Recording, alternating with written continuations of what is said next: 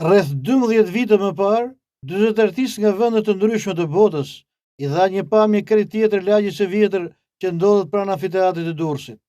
Punimet janë kryer pikërisht në rrugën Doktor Margariti, segment mjaft i frekuentuar nga turistët vendas dhe të huaj, jo vetëm përgjatë sezonit veror, por në çdo periudhë të vitit.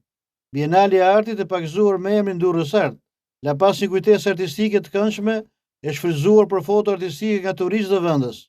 Pikturat murale në muret e jashtme të banesave karakteristike të lagjit së vjetër dursake e kthyen atë në një nga lagjet më atraktive të qytetit bregdetar.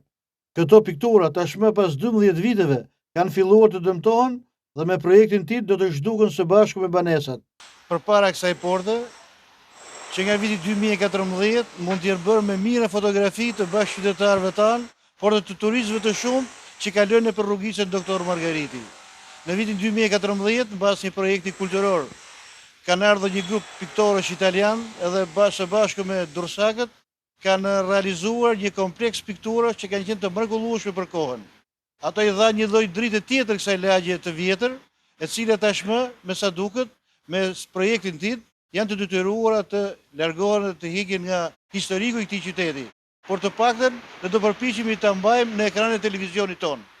Një banor i moshuar i kësaj rruge, ish i burgosur politik, pas Simagu, i njohur me emrin Mambo, kujton kohën kur piktorët erdhën dhe realizuan këto punime mbreslënse. Do prishen to. Deri duke unë i kap apri. Unë të bëmë prishen, i kanë bo italian kanë 50 vjetë.